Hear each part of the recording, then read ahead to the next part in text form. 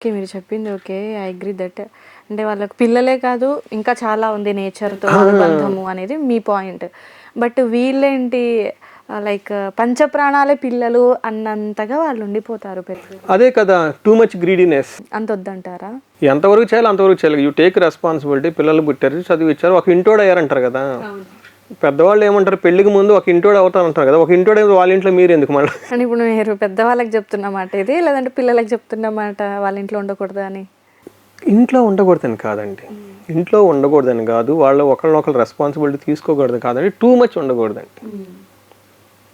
వాళ్ళు మీ అబ్బాయిలు ఏదో పనుల్లో బిజీగా ఉన్నారు, మీరు దానికి ఏడుస్తూ కూర్చునేది ఎందుకు, వాళ్ళని బ్లేమ్ చేస్తూ కూర్చునేది ఎందుకు, నేను ఇన్ని సంవత్సరాలు పెంచాను, అన్ని సంవత్సరాలు పెంచాను, అట్లా చేశాను అట్లా. మీ అబ్బాయి కాదు, బాధ్యత ఉంది కాబట్టి చేశారు, అవునా కదా? అవును, వీళ్ళ బాధ్యత ఉంది. అయిపోయింది, వాళ్ళు పెళ్ళి అయిపోయింది, వెళ్ళిపోయారు కదా. ఇప్పుడు వాళ్ళకి ఆ బాధ్యత ఉంటుంది కదా. ఇప్పుడు బాధ్యత లేదని నేను అంటలా.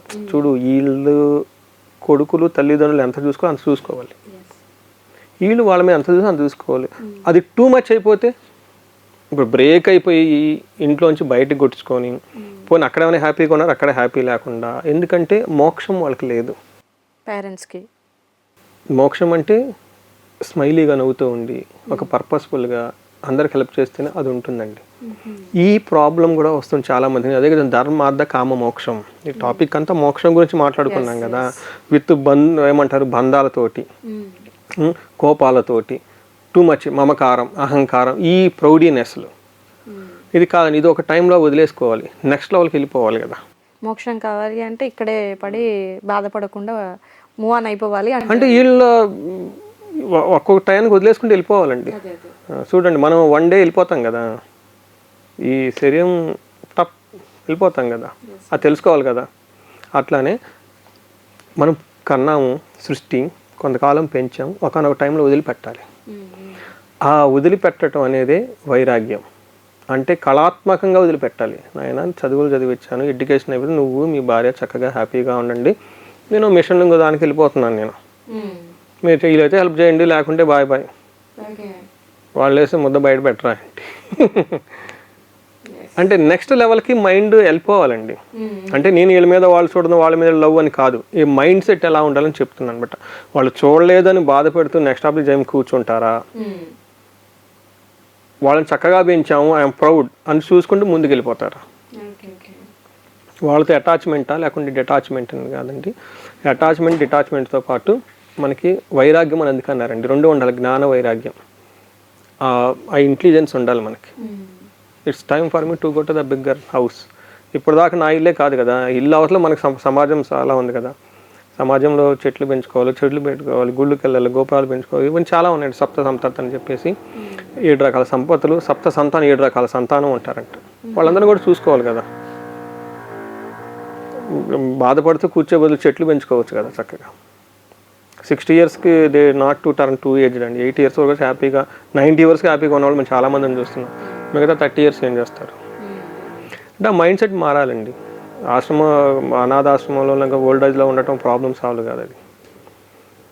సో నేను ఆ యాంగిల్లో చూస్తుంటాను. ఒకటి, ఇట్స్ ఓకే, అగ్రీ, వీళ్ళు సరిగ్గా చూసుకోలేదు, అగ్రీ, బట్ అక్కడ దాకా సిచ్యువేషన్స్ ఎందుకు, ఆ వయసులో బాధపడటం ఎందుకు, అందుకని చెప్పేసి.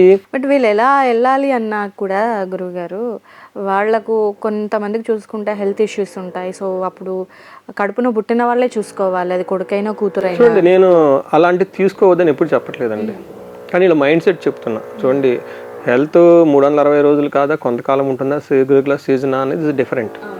ఓకే, లాస్ట్ బ్రీత్ వరకు హ్యాపీగా ఉండాలి కదా. ఈ ఒక్క కారణంతో అది ఆగిపోకూడదు. అది హెల్త్ ప్రాబ్లమ్స్ అందరికీ వస్తూనే ఉంటాయండి. వీళ్ళకి ఓల్డ్ పీపుల్గా రావాలని ఏం లేదు కదా. ఇంకోటి, వీళ్ళకి హ్యాపీగా పర్పస్ఫుల్గా ఉంటే రోగాలు రావండి. రోగాలు వచ్చే కారణం అందుకని. అది మెయిన్ పాయింట్. నిజమండి. నేను ఒక ఫిజియోథెరపిస్ట్ కలిశాను. ఆమె ఇలా మాటలు చెప్పుకుంటా, నేను ఓల్డ్ ఏజ్ హోమ్ కూడా వెళ్తూ ఉంటానండి, మంత్లీ వన్స్ అవన్నీ చూస్తూ ఉంటాను. ఆమె ఏజ్ ఎంత ఉంటుందండి, హార్డ్లీ 30 ఉంటుందంతే.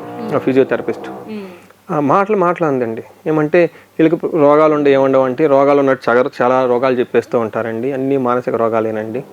చక్కగా నవ్వుతూ హ్యాపీగా ఉంటే వీళ్ళకి ప్రాబ్లమ్స్ ఏముండవండి, ఆ నొప్పులన్నీ సైకోసోమాటిక్ ప్రాబ్లమ్స్ అండి అని చెప్పేసి నేను ఒక మొక్కలు. ఆ వృద్ధాశ్రమంలో ఉన్నా లేకుండా ఉన్నా వాళ్ళకి 90% 80 ప్రాబ్లమ్స్ సైకియాట్రిక్ ప్రాబ్లమ్స్, శరీరం మీద పడి శరీరం మీద ప్రాబ్లమ్స్. Not real. ఎందుకంటే they don't have any meaningful purpose లేదు వాళ్ళకి. ఆ పిల్లలే అనుకున్నారు, పిల్లలు అయిపోయారు, వాళ్ళు అయిపోతారు, వాళ్ళకి అర్థం చేసుకోవట్లేకపోతున్నారు. ప్రపంచం అన్నట్టుగా వీళ్ళు అక్కడే ఆగిపోతున్నారు. వీళ్ళకి ఎడ్యుకేషన్ ఇవ్వాలి కదా, అదే జ్యోతిష శాస్త్రం ఇచ్చేది.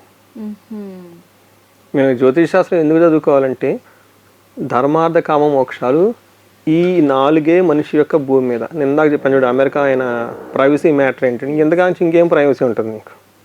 అందరికి అయ్యే ఉంటాయి, నీకుంటే నాకుంటే ప్రాబ్లం ఏంటా? నేను యూఎస్లో ఉంటాను, ఇక్కడ డేటా ఆ డేటా ఏ డేటా అని.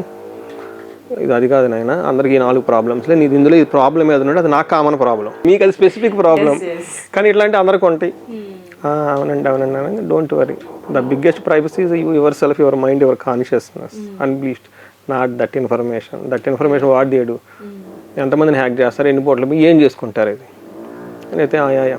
ఇంకా ఈ జ్యోతిష్ శాస్త్రం యొక్క ముఖ్య ఉద్దేశం ఏంటంటే ప్రతి ఒక్కళ్ళకి ఈ ఛాలెంజ్ ధర్మార్థ కామ మోక్షాలులో ఛాలెంజెస్ ఉంటాయి. మోక్షంలో ఛాలెంజెస్ కదా, ఇప్పుడు దాకా మనం మాట్లాడుకుంది మోక్షంలో ఛాలెంజ్. కొంతమంది ధనంలో ఛాలెంజ్, కొంతమంది రిలేషన్షిప్లో ఛాలెంజ్, కొంతమంది వచ్చేటప్పటికి ఉద్యోగంలో ఛాలెంజ్. వీటిని ఎలా ఏ టైంలో ఏ విధంగా మీకు ఛాలెంజెస్ రాబోతున్నాయి అని చెప్పేది జ్యోతిష శాస్త్రం ఫస్ట్.